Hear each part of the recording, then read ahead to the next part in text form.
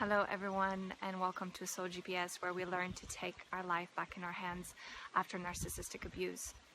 Today I wanted to shoot this video in nature because the topic will be a little grim, and that is for us to go deep inside the mind of the narcissist. This is based on studies, based on my experience, based on the many books that I have read on the subject, and also based a lot on my own intuition.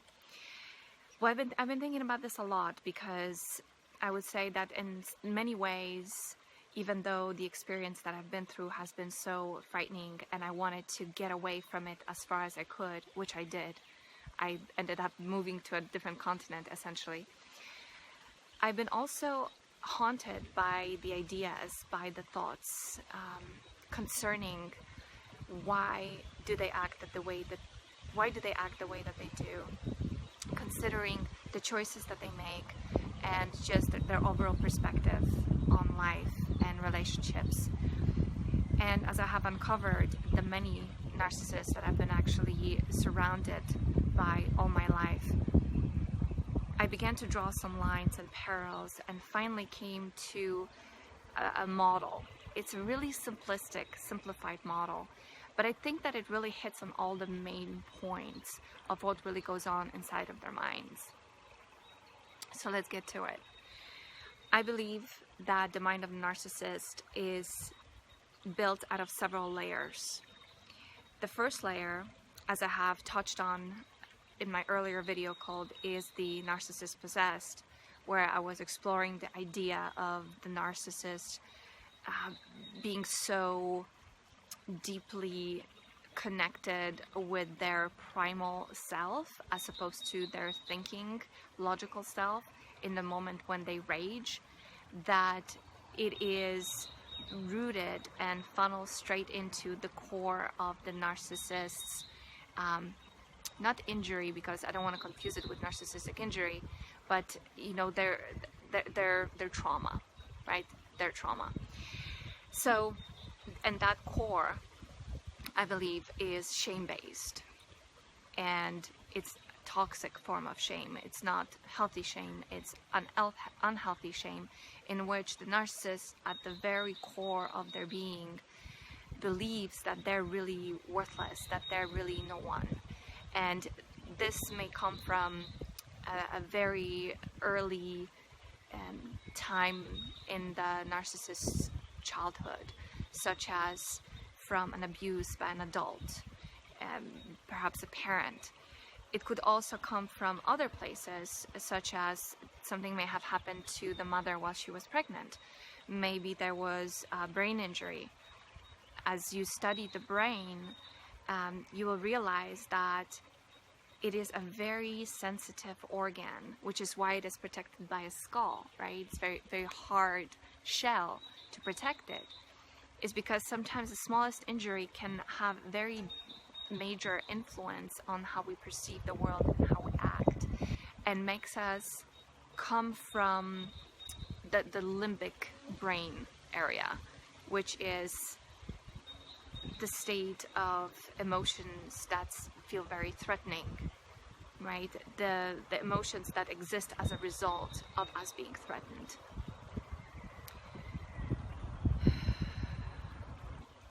So at the core of the narcissist's mind, the narcissist's psyche, I believe, is that toxic shame, and it's like a spoiled seed. You know, it's a seed that hasn't had a chance to fully develop and sprout. But then over it, there's a layer of grandiosity. There's a layer of, well, I'm more important than everyone else. There is a layer of, well, if you're going to be like this to me, I'm going to be like that to you.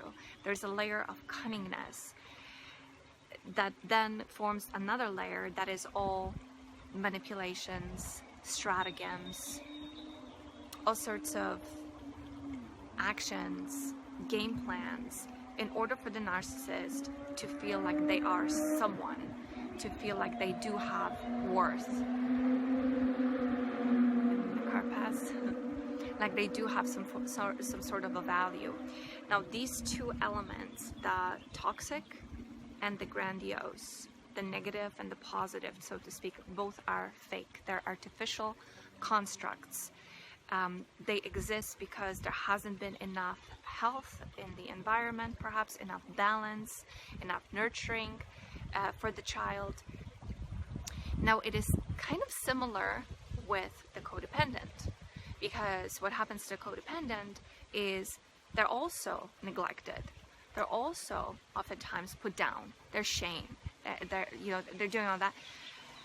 But somehow the codependent doesn't go down the path of manipulation and doesn't go down the path of doing really evil deeds and letting the ends justify the means, while bulldozing through life and hurting people en masse over and over and over again. So there's a difference there, which makes me, and I'm not the only one to say this, wonder, like, why does a narcissist choose to do the things that they do? And I do think that it's a choice. The moment it isn't a choice, we're dealing with some form of psychosis, we're dealing with some form of intense paranoia, we're dealing with a mental disorder. Narcissism is not a mental disorder, it is a personality disorder, and personalities can change. Our brains are malleable, our psyches are malleable. All it takes is a choice, and of course changing of habits, which takes time and a lot of effort. And it's not easy. And if you've ever tried to quit coffee, quit smoking, if you ever tried to quit any kind of a habit that you know is not fruitful to you, that is not beneficial, you know how hard it is. Now with the narcissist, it's even harder, I think, because for several reasons. Number one is because they have that sense of grandiosity, that sense of feeling like they're better than anyone else, and therefore they have the right to act the way that they do in order to get what they want. They have no motivation to really change, even though they keep losing their supply, comes and goes, right? Because people eventually catch up to their antics. Those who don't, sometimes there are situations where we're stuck with those people for a very long time, mostly due to unawareness and mostly due to very extreme, intense brainwashing that makes us believe that it's us that are the ones on the wrong side. It's us that are causing and making these problems. And the imbalance between, the core of the imbalance, I think, between in the manifestation stage between codependent and narcissists is that narcissists tend to take too little responsibility, whereas codependents tend to take too much responsibility.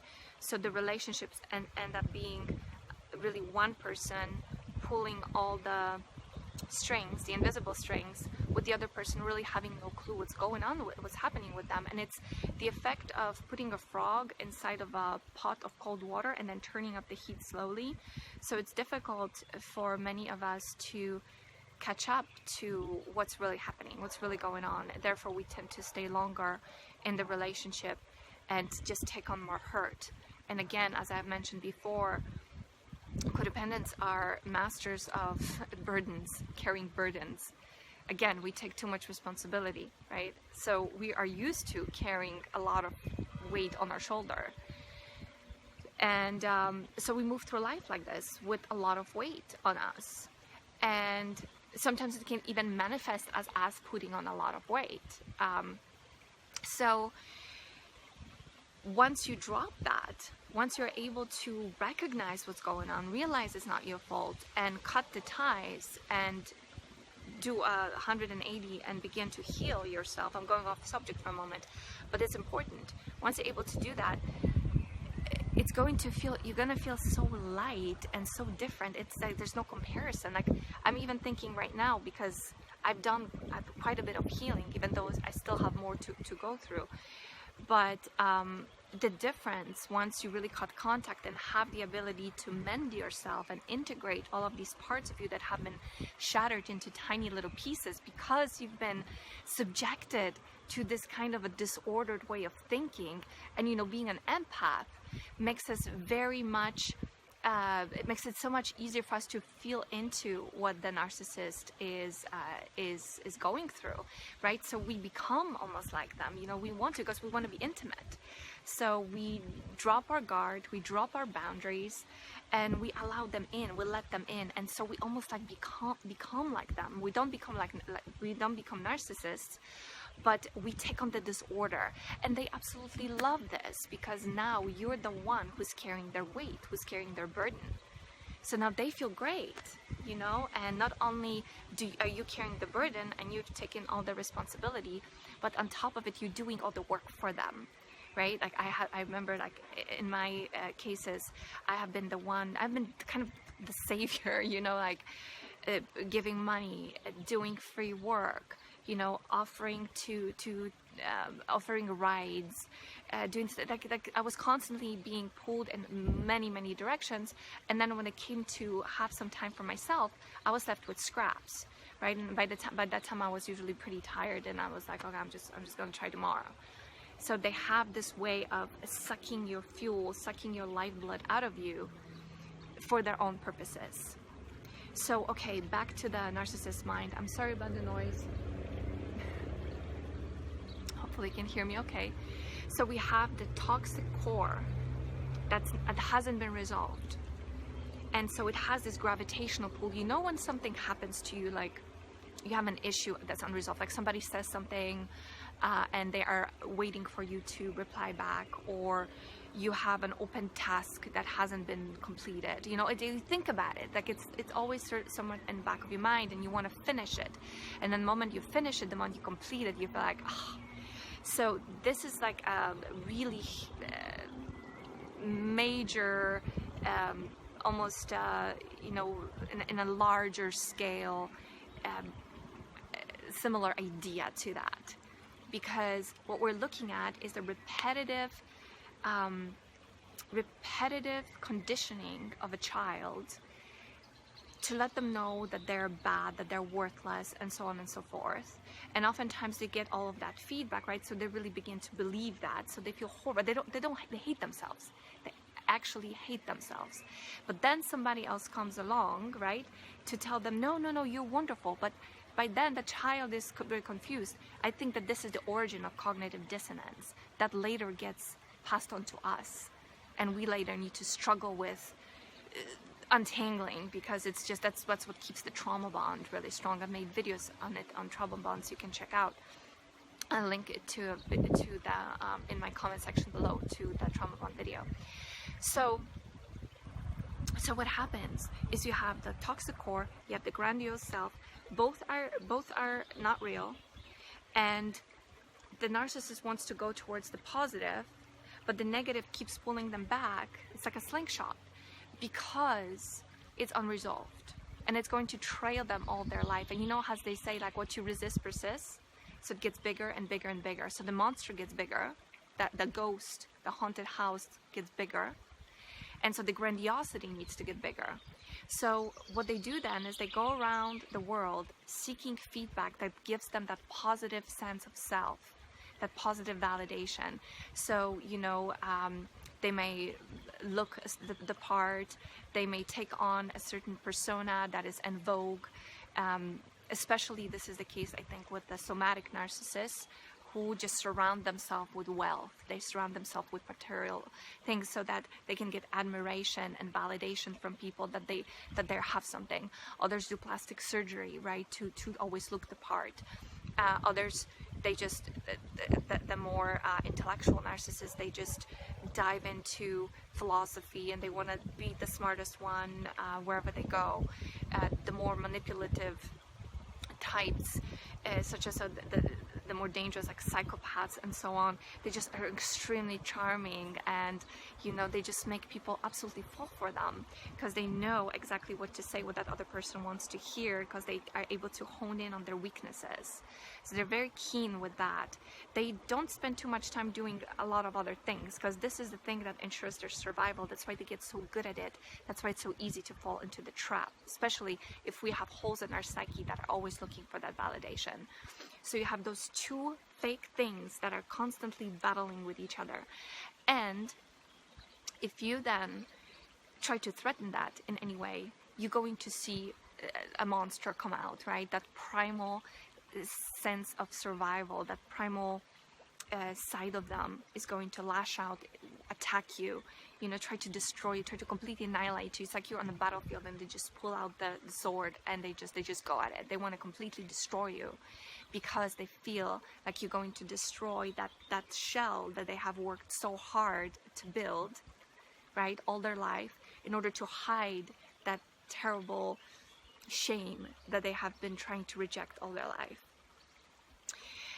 So I think that that's the core of what's going on in their mind. And the next layer above the battles is just layer of strategizing, is learning how to manipulate, knowing, it's like they create this encyclopedia for themselves through their life experiences. What works, what doesn't, what works, what doesn't, what do they want, what they might need.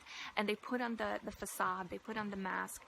I remember with one of the most extreme relationships that I've been in was a short relationship. It started like a fairy tale, and then it quickly just went to become a total nightmare. What he would do that really always made me wonder was he would become either like this very domineering, almost patronizing alpha male, and then on the next moment he could become this child, this really innocent it was almost like ridiculous, to be honest with you. It was almost like this person is in their mid-30s, but they are acting as if they were 7-year-olds. And now I see that it's due to arrested development, probably around the time that the persona that they were acting out when they were turned into this innocent child, very mischievous child. That's probably, they developed that. It pointed right back in towards that age when they were developing it. Oh, there we go. So I think that that's the mixture. It's like there's this jump. You have the child, and then you have the jump to the adult, right? And then you have all this space in the middle that really needs to be integrated, needs to be healed, that needs to be mended, right? That's the therapy that they need. Is they need to go back to that child self, make the child feel worthy. This is the work we have to do too. I know I did it. I'm still working on it, but the inner child work is crucial, and to make the child feel. But it's just when you think of how horrible it feels to them, they don't want to go there. They don't want to go there, and I think there's also another reason, several reasons why they wouldn't want to do therapy.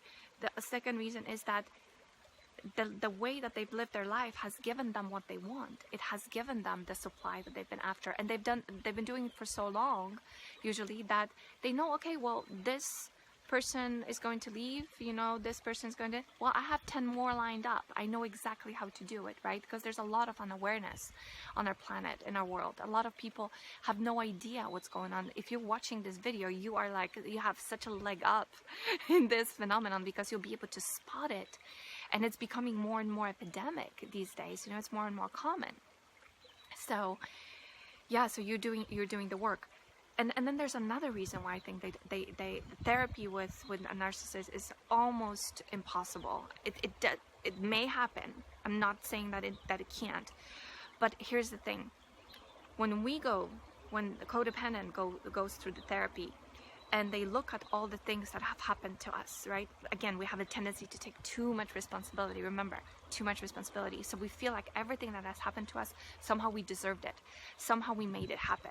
There's all these people talking about soul contracts in the spiritual realm, and maybe there's something to it. But I think, I don't know. How do we know what kind of contract we made in another reality? It keeps us. It keeps the responsibility on us. Remember, we have this tendency to believe it's all our fault, and it sneaks up on us from all different directions. So when somebody tells you yeah, well, you created that situation for yourself because you made a contract with this person in another, before you came to this world. To me, that doesn't really help to resolve very much. I think what really helps to resolve things and make us heal and move forward is setting boundaries and saying no. Saying, I didn't know that I was being abused. Now I do, and now I'm saying no to that, and I'm putting up a crate, and I'm putting up a wall. No more trespassing, right? No more walking with your dirty shoes through my temple. We have to be firm. We have to almost become a little bit like the narcissist in a way that we say, well, this is how we're gonna have it, and if you don't go along with the program, then you're out of my life. This is so foreign to us, right? This feels so difficult. And the narcissists, what they need to do is they need to actually open up their heart, right? But which what they won't do. And here's what I was going to tell you is when we go through a therapy and we look at all the things that has happened to us, and one of the things I think that provides tremendous relief is the fact that we haven't really hurt anyone. We have clean conscience. Yeah, maybe we lashed out at some point because we were pushed to the edge, you know. Yeah, maybe we didn't always tell the truth about what happened because telling the full truth could have hurt us, right? So there are like all of these different scenarios that in some ways protect us from feeling even worse while we're going through this, because we know we haven't really done anything essentially wrong. We didn't want to hurt. We were there to help. Well, with the narcissist, in order for them to fully heal, they would need to accept the truth of all of the barrage of pain and hurt that they have caused other people. I think that would be a very heavy burden to carry, because, you know, they have offloaded their burdens. It's like, imagine, you know, these atlases walking around with the mythical character with the rocks on their shoulders. We're like the ones walking with those rocks on our shoulders, which is narcissistic shit putting on our backs, and we gladly accept it because we don't know any better. We want to just make the world a utopia.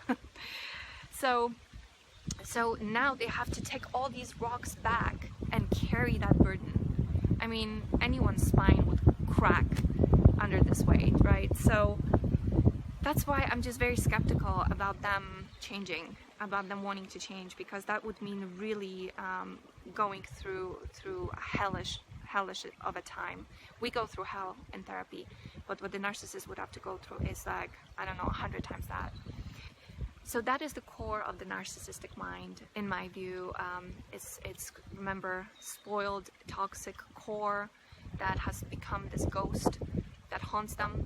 Then you have the positive shell of fake personality. It's multiple personalities, typically, depending on the situation.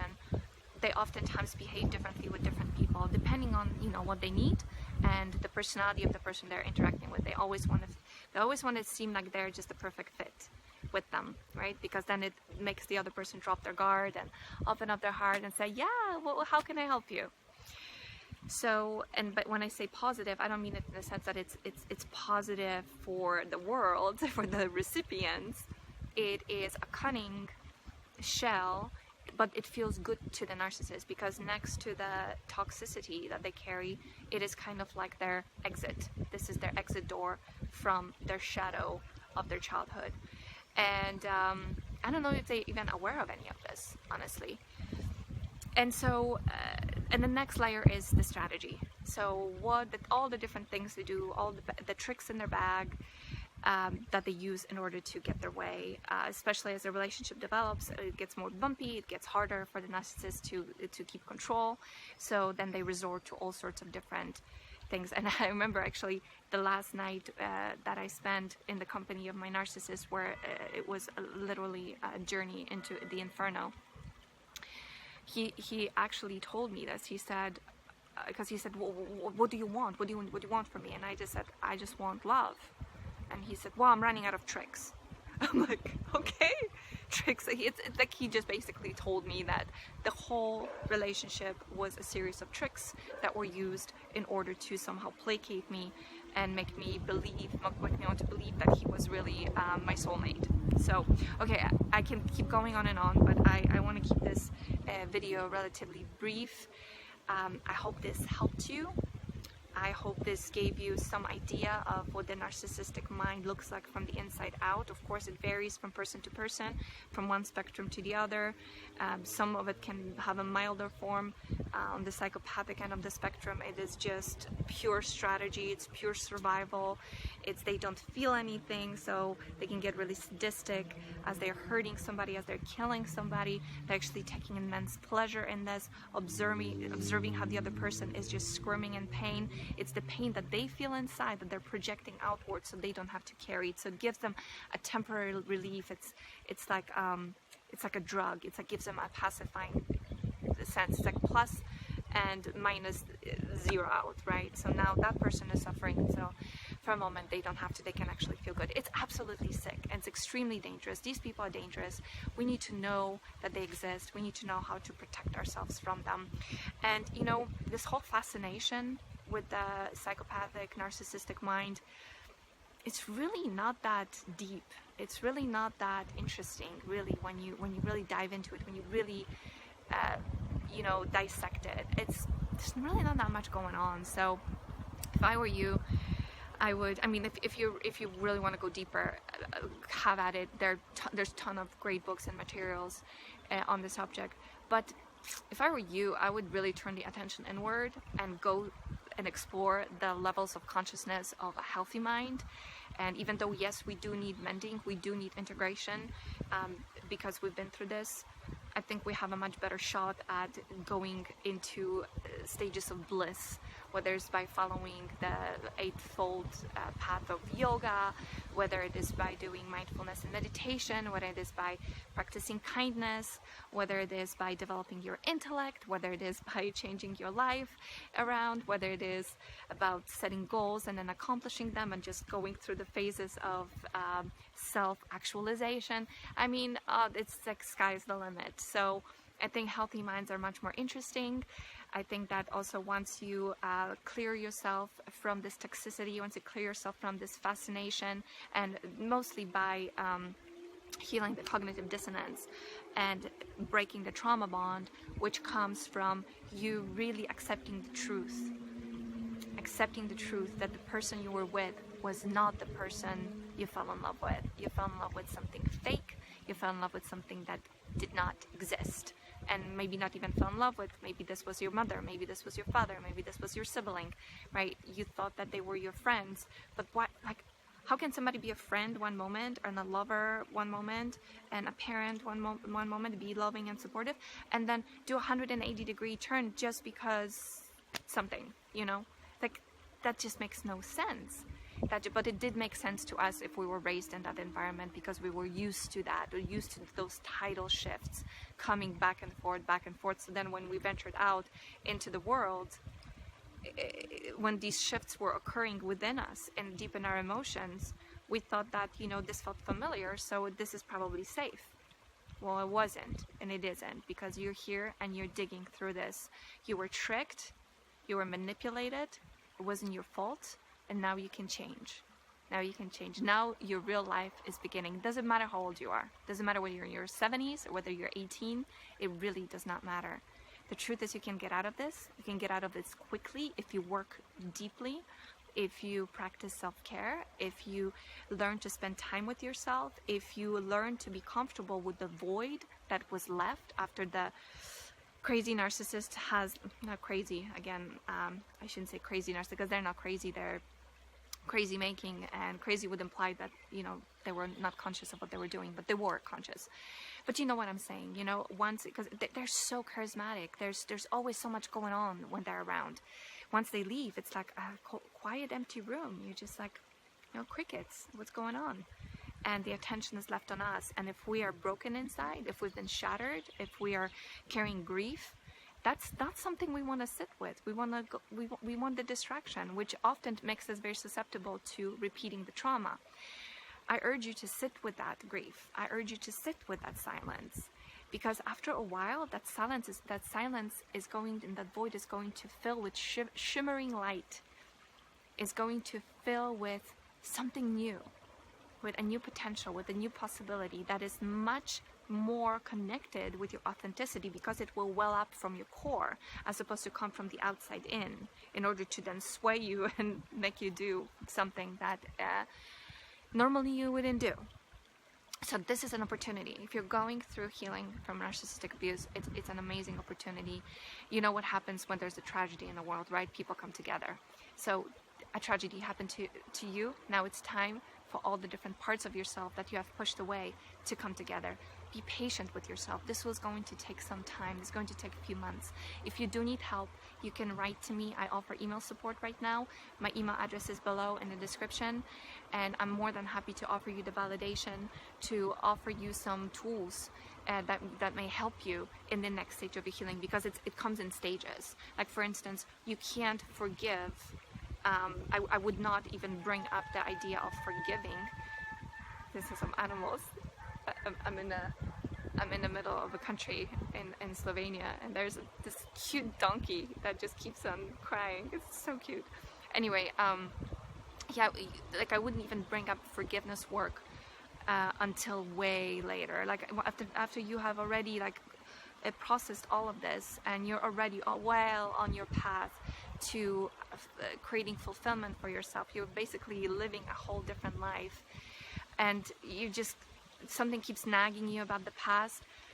Only then you'll be like, okay, well, I'm now ready to let it go, and you feel kind of sorry for all these people. You thank them for the lessons and you move on. But early on, this is not appropriate. Early on, it's all about separating the truth from the fiction, right? Because there's so many lies in narcissistic abuse, and that's stage one. That's what we need to sort through, is sort through that, and also learn to embrace ourselves and let the wounds heal. Give it time, you know, put some ointment of attention, put some self-love over that bleeding heart. That is what's called for in the early stages. Okay, I'm gonna wrap this one up. If you like this video, let me know. Give me a like, subscribe. There will be more coming. I also have a blog on Medium. You can follow me there if you'd like to read some of the articles that I do in the subject. In any case, I want to wish you all the best. I want to tell you that you are not alone. There's so many of us going through this, and we're all holding hands and joining hands in this process that I believe can actually save our world. At least it can upgrade our world to the next stage. I'm so sorry about the noise. Okay, I'm gonna go, but again, I wish you a wonderful day, and thank you so much for stopping by, and always remember to let your inner compass guide you. Take care. Bye-bye.